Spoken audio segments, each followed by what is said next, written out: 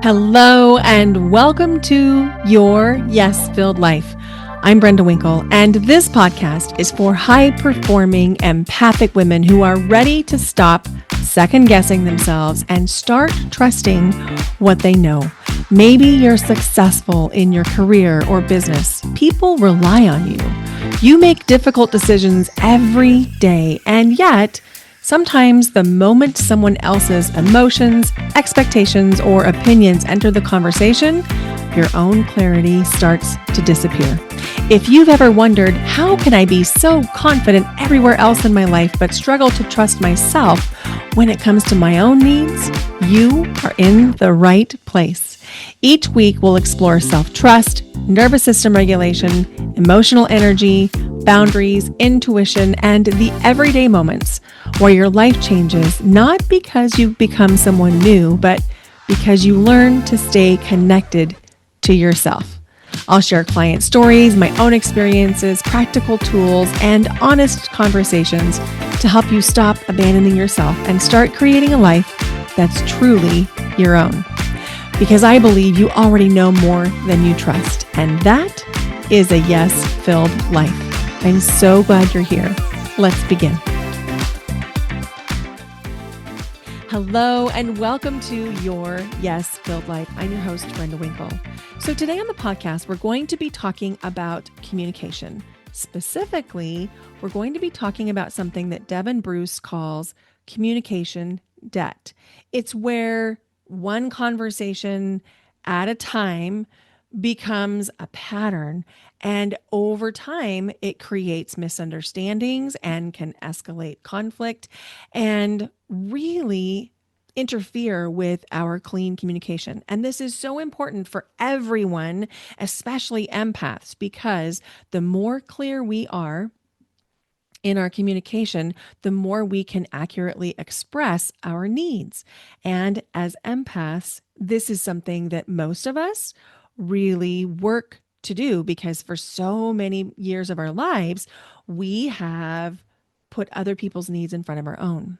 So Devon has a beautiful way of describing this, explaining it, and helping us understand how to get ourselves out of communication debt.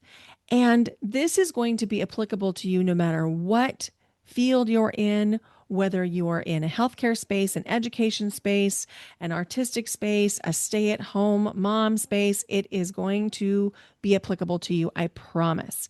But Devon specifically works with healthcare organizations. And I know that we have a lot of people in healthcare spaces who listen to the podcast because healthcare, by its very nature, attracts a ton of empaths. And so if you are in a healthcare space, go make sure that you check out the links in the show notes so that you can connect with Devon and bring her into your organization. Let's dive into this conversation with Devon Bruce. Hi, Devon. Welcome to Your Yes Filled Life.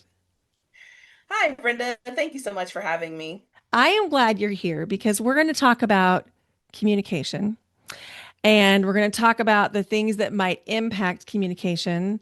And before we hit record, we were just talking about the things that can get in the way of our ability to process communication.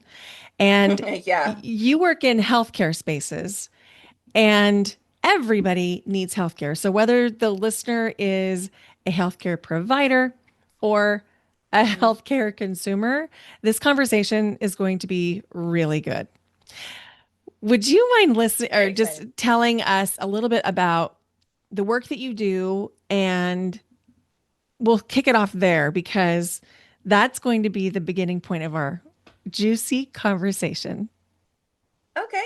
Well, thanks for having me on. I'm so excited to be here and I'm very excited to talk about this. So, what my team and I do, we help healthcare executives with their communication breakdowns across their teams before they become too much of an operational risk or too much of a safety risk. Because communication is not a soft skill in healthcare, it's infrastructure. So, if the communication is not there, it can cause a lot of problems down the road that often start very small, very invisible, and a lot of things that, in a lot of ways, that people adapt to. So we Mm, help them identify where those communication breakdowns are causing big problems. And I actually call it communication debt because the communication debt is those small, individual, quiet, sometimes invisible breakdowns that just happen over time. And then you look up and then you realize you have this huge problem and you don't really know how it got to this point. And that debt always gets paid with interest. Just like debt does, right? So Yes. I'm wondering, how would someone know that they have a communication breakdown? What would the symptoms be? That's a really good question. Especially in healthcare, it really depends on the situation.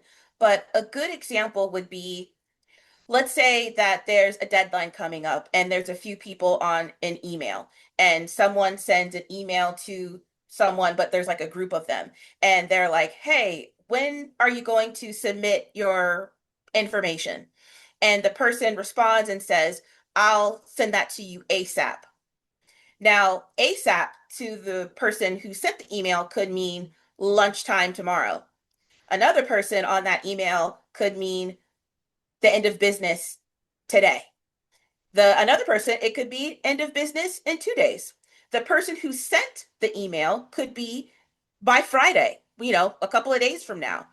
Now, everybody knows what ASAP means, but everybody has different interpretations of what that is. And so you have people, that Judge Judy meme when she's doing this, you've Hmm. got people going like, what's going on here? And then the person who sent it's like, what's the problem? I said I'd do it ASAP. That's communication debt because there's no clear definition on what the time is. Now, if the person who replied was simply just said, I'll have it by end of business Friday, everybody's crystal clear on what is expected. What an easy solution. Exactly. But the thing is, we use ASAP all the time, right? It's such a part of our normal everyday usage, but it can cause so many problems. That's right. And so I was thinking about the conversation that we had on your podcast, and we talked about different words and different phrases meaning different things across cultures. And Hmm. I'm a big Broadway nerd. And I have come across this Broadway singer named Kelsey Watts, who's married to a neurophysiologist from South Africa. And he did this Hmm. reel recently about the ways in which communication can break down, even among standard English, with two English Yeah. speaking people that have different contexts of where they've learned English. And so even Yeah, I can see that. even speaking the same language, and this is what your point is, even speaking the same language, we can have communication breakdowns if we don't define things. Hmm. Absolutely. Yeah. So if someone wanted to clean up their communication, it seems like it'd Hmm. be a really easy thing to do to just be more specific. But I'm betting you have other That's one things way. up your sleeves. Yes, I do. And again, it really depends on the context, but just to keep it simple, one of the fastest, easiest, most effective ways is just to be clear, especially when it comes to deadlines and timelines. So instead of saying, I'll get to it soon, make sure that you say, I'll get to it by, and then have a specific time and date if possible. If you don't have a specific time or date, then you can say, I will let you know as soon as I get informed by this person, or once this happens, I'll let you know. But if you just say, I'll let you know soon, that's very unclear. So anyway, being very clear when it comes to time frames, that's the easiest one. Another way to have better communication is to make sure that you watch your tone, because sometimes people are not really paying attention to the way that they say things. Because in English, you can say the same sentence five different ways and it can have five different meanings. And you don't have the luxury of knowing how that other person is going to interpret what you're saying based off of your tone. So another way, this is a little bit harder because this is more nuanced, but if you really pay attention to your tone and how you say things, that can also really help with communicating effectively. I love And I would this. say, oh, And go and I ahead. have Yeah. a question. Could we do some examples of sentences Yeah. that have different meanings based on tone? Because for the listener that might be thinking, how can I apply this to my personal life? Or how can I Okay. apply this to my business? I can see that there's a lot of different potential examples. And Oh, yeah. could we play? Like Yes, of like course. let's do a phrase that we might be able to interpret five different ways. Do you have one in mind? Okay. Um, for this one, I can do because I know that we're trying to do like personal and professional. We'll do four. So the sentence, I didn't mean that. Ooh, okay, that's a good one. Yeah. So you can interpret this so many different ways. So let's say if you come to me and you're just like, Devon, I didn't really appreciate the way that you said something. Hmm. And I say, oh, Brenda, I didn't mean that. I'm sorry. That Ooh, sounds, yeah, that nice. feels You can good. tell, yes, you can tell that I was being sincere. But if you say the same thing and I'm like, I didn't mean that. Ooh, I feel Totally, defensiveness. yes, totally different. But in your mind, you might think that you're coming across like you're communicating effectively, and you might not be fully aware of how defensive you're coming across, but the other person absolutely receives it. Mm-hmm. Mm-hmm. Okay, And those are then you two can good ones. also, yeah, and then also depending on where you put the stress as well. Like, I didn't mean that, meaning, another person could, or Hmm. I didn't mean that, meaning you could be referring to something else. So you see how that one sentence, depending on how you use your voice to communicate that, it can cause so many communication breakdowns. So if we wanted to make our tone more approachable, more neutral, what do we Hmm. do? There's a few things that you can do. Sometimes when I know if I'm in a heated situation, but I don't want to shrink myself, I just say it very calmly, but confidently. Like, oh, I didn't mean that. I'm sorry.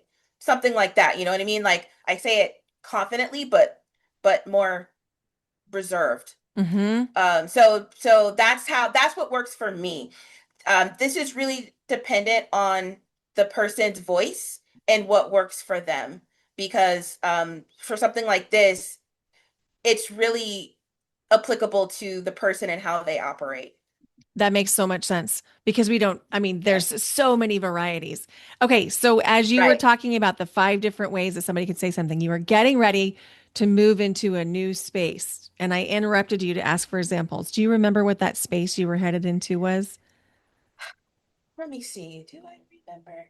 Actually, no, I don't. It'll probably come to me when we stop when we stop recording. Okay, so I was in public education for 26 years before doing what I now do. And one of the things that I saw in a breakdown was if somebody felt unseen, unappreciated, Oh yeah. unheard, that a lot of times they would begin to, and this is very human, they would look for evidence that they were unseen, unheard, unappreciated. And of course, if Oh we're yeah. looking for that, we find it. Hmm. And I can imagine that that comes up a lot in different kinds of healthcare spaces. Yes, How would for one sure. approach that and begin to heal or mitigate those kinds of feelings? That's a really good question because something that I say all the time is that silence is one of the biggest risks in healthcare. And if people don't feel seen, supported, or heard, then they will not speak up. And that can have dire consequences depending on the context. So, to answer your question, what can someone do if they feel unseen? There's a few things that someone can do. One is to soothe themselves, let them know that even though they may not feel seen, that's not something that's dealing with their own self-worth. Like they're not bad, they're not wrong, they're not, a failure. It just could be the situation that you're in. So if you can find a way to separate the two, that's really helpful. Another thing that you can do if you feel comfortable is speaking to the person or the people that you can and just go in with an open mind. Now, I know that depending on the context, that may not work. So that's why, depending on the context, if you focus more on yourself and realizing that you are doing the best you can with the tools you have and that you are a good person, you're a kind person, then that will help your self-esteem. And then once your self-esteem is risen, then you can take the action that you feel is best for you. I love that you linked the ability to say that with self-esteem. And I do think that there is absolutely a relationship between how somebody perceives themselves and their ability to speak up for themselves. And I also would say it if you're regulated, if your nervous system is regulated, it Yes, becomes so much easier to have those conversations because if you're absolutely. dysregulated, then it it feels like there's a Right. fire in your face. Absolutely. That's another thing that I say a lot too in my content is that communication issues, they're a lot of the times it's a nervous system issue. So if you are in the middle of a presentation and your mind suddenly goes blank because you're very nervous, that a lot of that is not because of your lack of being able to communicate. It could be because you're feeling unsafe. You're feeling like you might be feeling spikes of unworthiness. And so your nervous system is going haywire. But if you focus on regulating your nervous system, that can really help clear up some communication issues. Absolutely. I'm seeing something that's I haven't seen in the physical world before, but it is something that's coming through about you. There's some slideshow that you present and it is connected to one of your presentations. And my guides, to be a little bit weird here, my guides are like, you need to You're ask good. about that presentation because there's some piece of gold that is in one of your presentations that you have a slideshow ready to go on. Ooh. I'm thinking because I've done quite a few, especially in the last couple of months, and the spectrum is so wide. Because Okay, even though my jam is like healthcare and things like that, but I also do quite a bit of work now in like women's spaces. So leadership development, money, mindset things, how to redefine yourself. So I've done other things outside of healthcare okay, it's recently. it's one of those, and it was about 3 weeks ago. They're telling me. 3 weeks ago. What is this? June 9th? I June gotta 9th. So it'd have been check. like the end of May-ish. Give her, Okay. yeah. And it, Okay. Yes, I did do a presentation on May 26th. that I one, did. that one. Okay.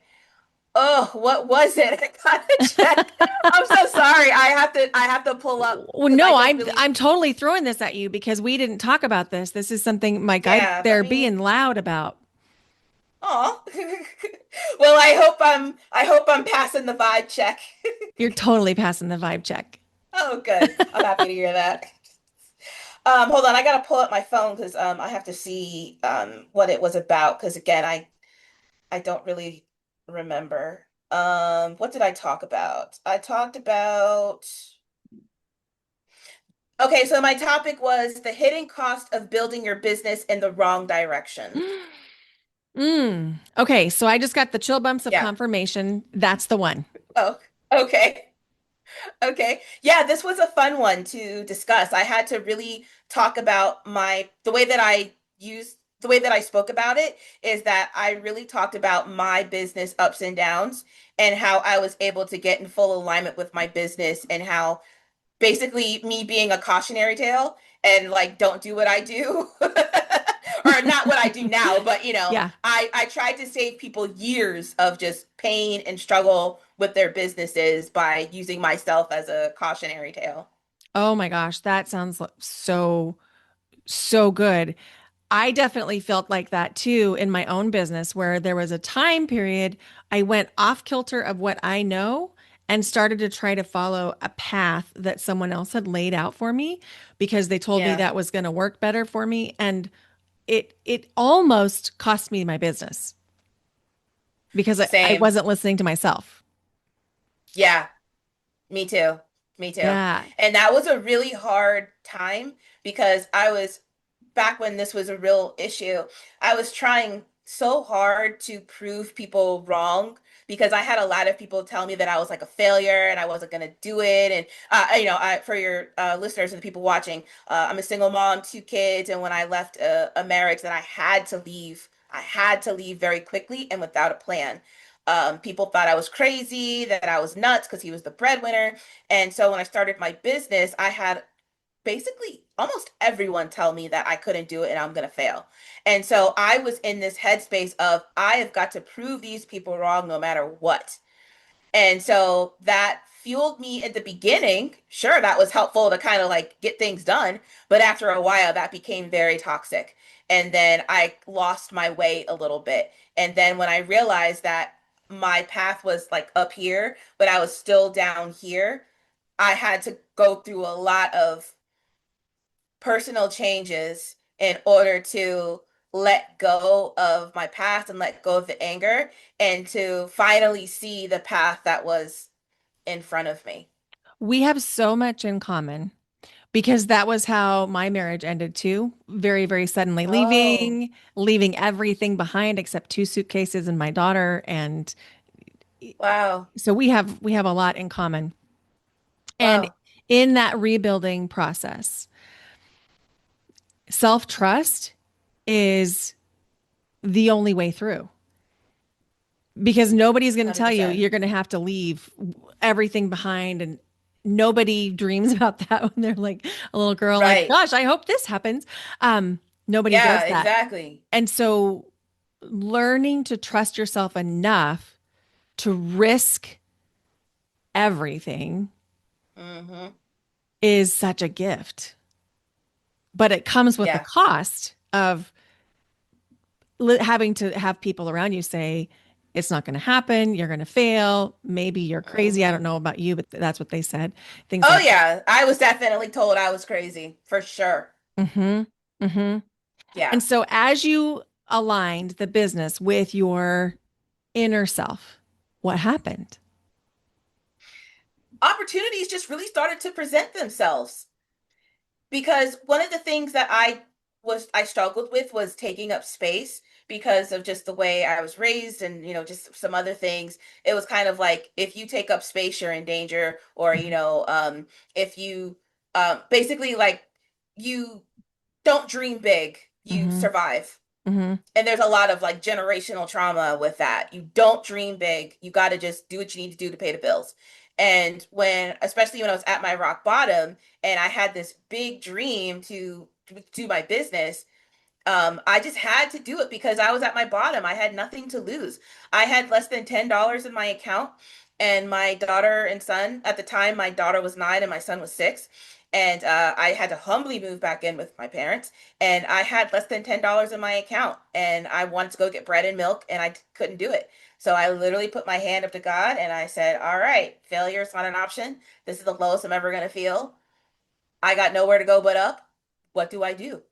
And I had this thought of, Devin, what is the biggest, craziest, wildest, most unrealistic dream you can think of in this moment? Because I had nothing to lose and everything to gain. Mm-hmm. And that's when I decided to start my business helping non-native English speakers with their English. And so that helped me for a while. But the thing is, I thought being in that space was my like the biggest dream that I had. I didn't know one day I would be working with healthcare executives around the country. I didn't know that I'm more of an operational thinker. I know how to deal with systems. I didn't know those things because those types of topics take up space. You know what I mean? And Mm-hmm. so I didn't feel comfortable going down that road. I felt like everything was pointing like up here, but I'm like, no, I'm gonna make this business work with non-native English speakers because this is what I want, and I gotta prove everybody wrong.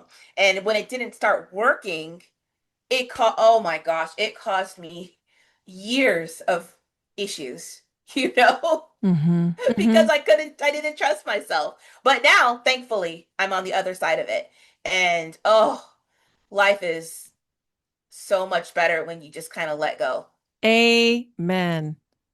It's so much better when you just kind of let go and you start to follow your guidance and your trust. And so at the Yeah, beginning of our time together today, there was a stressful thing that had happened and we talked about it, we worked through it and all the things and I kept yeah. hearing the guides around me say this is an important conversation to have.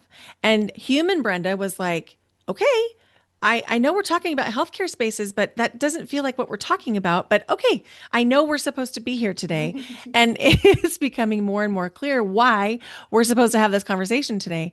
Because even up till them showing me the slide from 3 weeks ago, I was still like, I know we're talking about healthcare spaces, but we're also not talking about healthcare spaces. Help me. And poof, they gave me the right thing to say to unlock the thing, meaning Huh. we have to trust our guidance. That did not come from Amen. me, right? Yeah, That's really cool. it is cool. It's That's really cool. cool. And I Yeah. haven't always trusted that. That was part of my own journey was to realize it's not in my imagination. It's Wow. It might be weird, but it is also very effective. And if I trust the guidance, they never lead me astray. They might take me down some curvy Wow. roads, they might take me in some dark alleys, but it's never wrong. That's really cool. I really appreciate the fact that you embrace it and you embrace it publicly. You embrace it publicly. That is a flex. I think that's so cool. Well, thank you. Yeah. It was something I I had think to that's grow awesome. into. I was very self-conscious of my gifts for most of my life and was told Wow. openly that I would be fired from public education if anybody knew. Don't talk about that stuff. The parents will be scared to have you around their kids. You're committing professional suicide, um, Yeah. all the things. And I think that there are a lot of people that want us to conform to their Oh, yeah. vision of whatever it is. And so many times that's not good for us. Oh my goodness. Listen, as a 45-year-old single mom of two kids, but knocking at 46, I'll be 46 on the 20th. And I am so happy being single and free and doing whatever I want when I want. Oh my goodness. The backlash. So it's like I get it because yeah, I am so happy doing what I'm doing right now. And a lot of people really don't like it and they don't understand like you can be single like by choice and be very, very happy. Amen. Yes. Yes. Being single means that I can go dancing 3 to 4 nights a week and have the best Yes. time. And it is literally fuel for me. And Yeah. it's so fun. And you're right. There's a lot of people who don't want us to be free, to find our Nope. joy, to find our purpose. And I know that there's a lot of listeners that are yearning to trust themselves enough to take the next step, whatever that is for them. Hmm. What do you think was part of your process in learning to trust your next step? I mean, obviously, we've got the situation, which, like mine, that was a little bit like trial by fire. Either you do it or you don't. And it felt like Hmm. it was really catalytic. Is that the right word? It was a catalyst. Yeah. But beyond that, how did you navigate all of those forces of oppression around you saying, conform, do it this way? That's a really good question because that's something that I struggled with for a long time. If it feels right in your gut will never steer you wrong. I feel like I feel like for me, again, I can't speak for anyone else, but for me, anxiety yells and my intuition whispers. Hmm. So I know if it's like super loud and I'm really aggressive, that's not my intuition, that's fear. But Hmm. if it's quiet and it feels like a whisper in my body, then I know that's the path. Even if the 3D is not 3Ding in the way it needs to. Oh, I know exactly what you mean. Yeah. We lack So evidence, but we're moving forward anyway. yes, absolutely. So that was something that I had to really rely on, especially when I would have people tell me the exact opposite of what I knew was right for me. Mm-hmm. And I, having gotten to know you a little bit through your podcast and through this podcast and then online, I know that this is part of your genius is being Oh, able thank you. to listen to yourself, to be able to identify things. And I'm sure that's what brought you into wanting to help people communicate better, is because it feels like you can see it. You can see the solutions, you can see the breakdowns. And what a Yes. gift. Yeah.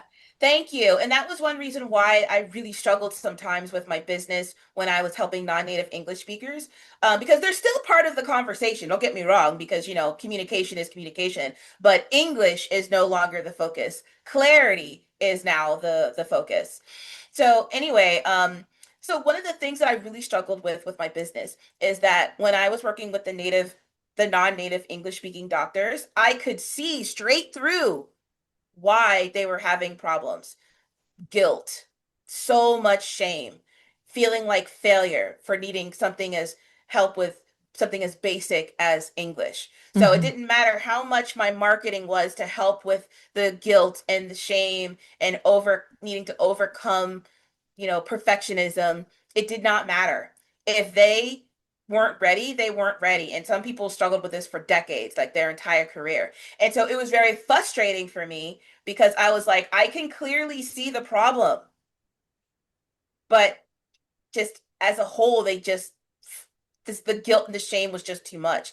And that was really hard because I poured my heart, my soul, my everything into wanting to help them, but they just weren't ready to be helped. And so now when I'm working with healthcare executives and I'm talking about, look, these communication breakdowns are not only affecting your bottom line, which I know is important to you, but it's also affecting your retention. It's also affecting customer satisfaction. It's affecting all of these things. It's so much better for me because there's no emotions involved. It's just straight data. And so that's more of my lane. But again, I was so focused on trying to make this one thing work. I shot myself in the foot for a long time because I was trying to make the thing that was not aligned with me work. Mm. Hmm. And you're saying something really important and resonant. So if we're doing something and we're efforting and we're forcing and we're still not seeing progress, Oh yeah. it might be That was the evidence. telltale. Yeah, go Yes. ahead. Go ahead.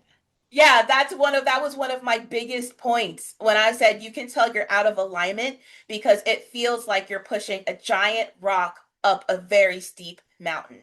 Hmm. If you feel like that in your business or just in life, you are not in alignment.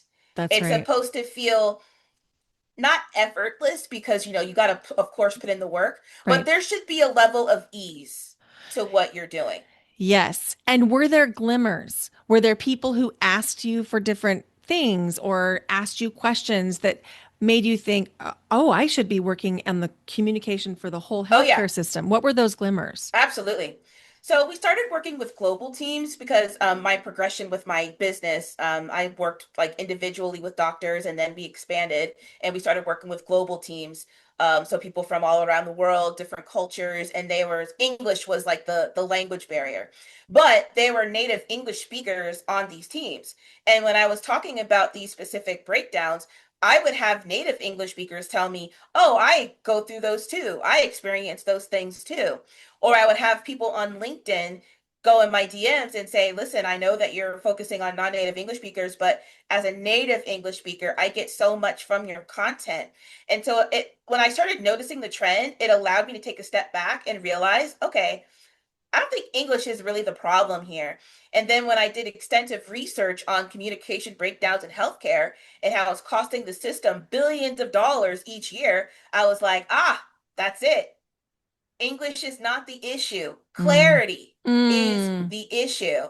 And I'm Hmm. able to see where it's not clear on a on an operational level. And that's the reason why I gave it a language, communication debt, because that is how it starts. Those breakdowns over time. This is so cool. And I'm going to Oh, nerd out thank for you. just a minute because a lot of Okay. times people think that when we think about intuition, we think about somebody wearing a turban on their head with the crystal ball, which I mean, I love a crystal ball. Who doesn't? But that is not how intuition comes in for the vast majority of people. There's Mm-mm. three main ways that I have mapped that intuition comes in. One is through connecting to the field, meditation, breath work, prayer, that kind of thing. The others through movement, whether it's walking, dance, Mm-hmm. I can see that. interpretive kinds of things. But the third hardly gets any airtime and it's really important. And it's through structure. Structure like Oh. forms, data, spreadsheets. Oh. And so there are so many intuitive people that are out there doing incredible work. You, for example, and Oh, thank you are you. tapping into intuition. You're absolutely Oh. following guidance. It's so cool to witness. Thanks. I never really thought about it that way. Because I speak to I'm very active on LinkedIn and I speak to healthcare leaders across the country every single day. And I'm hearing the same things over and over again. And that fuels a lot of my content. And I'm able to, like, for example, my latest article, the one I posted yesterday, it was talking about how the one employee that you rely on is one of the biggest risks for your organization. And when you think that, you'd be like, why is the person that I depend on the most the biggest risk? Because a lot of the times because they're so efficient, they're hiding a lot of the operational problems. And also, if Oh, that person leaves, you're going to have a big problem on your hands because that person carried the whole load. So if that person leaves, you're going to have a lot of problems that you're going to look and be like, oh, well, where did all these problems happen? Where did all these problems occur? So then I started saying, listen, as healthcare leaders, you really need to start asking these very important questions.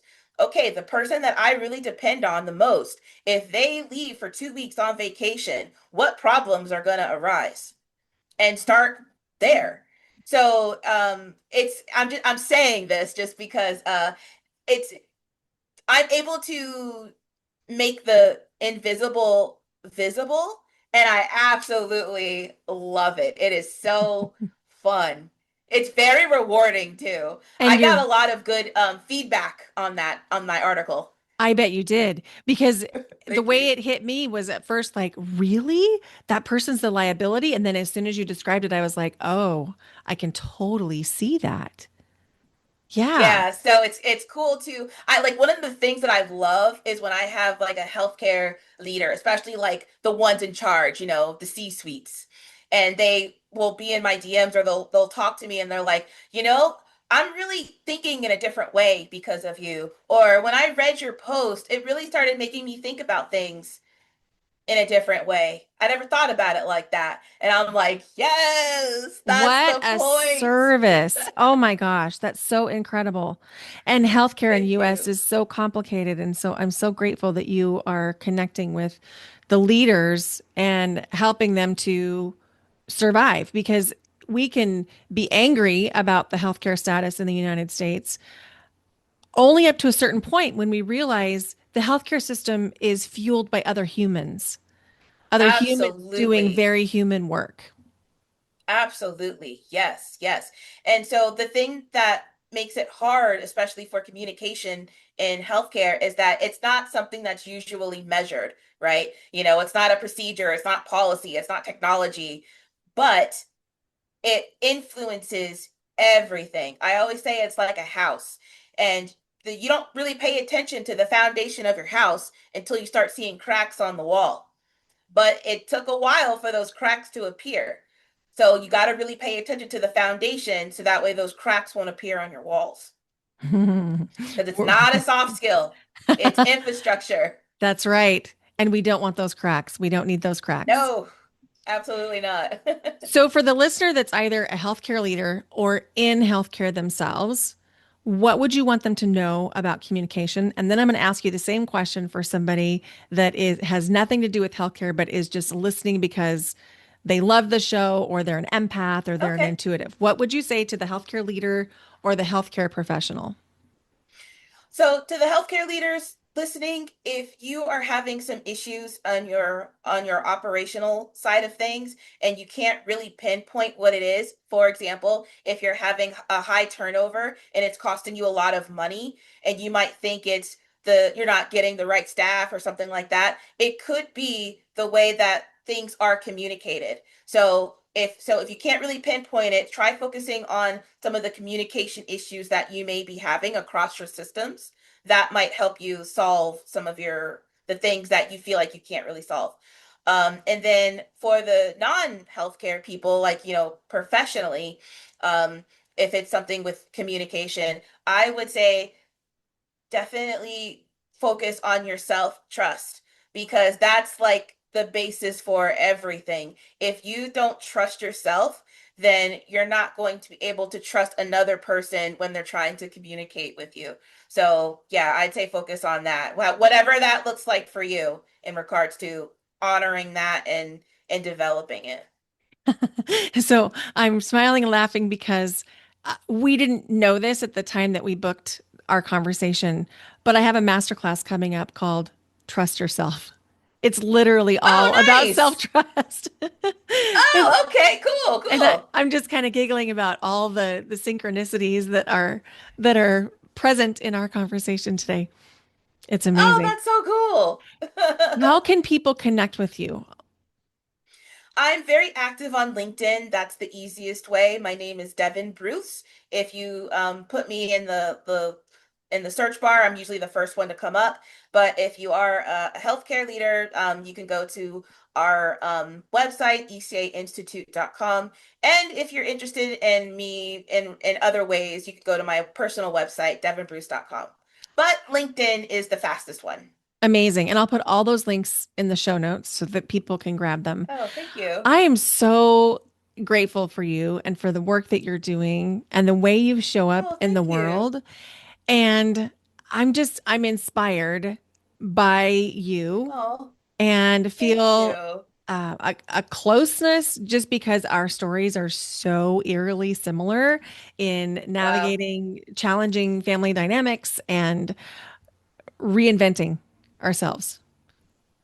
Awesome. Oh, Yeah, thank you. yeah. And It's likewise, when we first met, we were just both like, ooh, there's something here. there's something here. We're going to be friends, I think. Yes. Yes, exactly.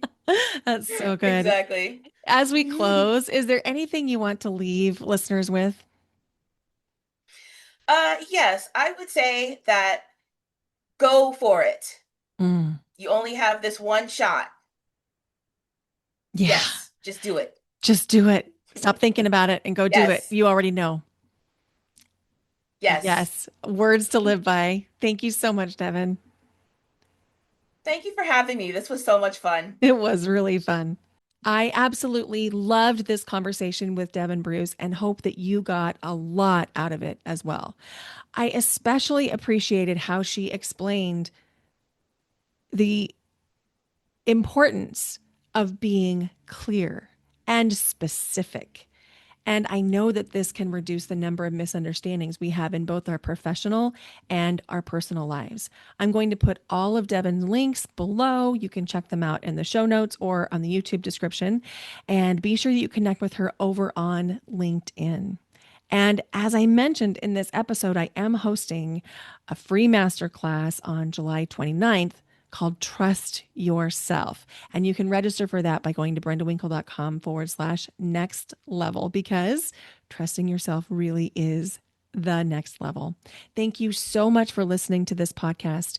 If you found value in it, would you please consider sharing it with 3 of your friends and connect with Devin and I on Instagram or LinkedIn, where Devin is even more active.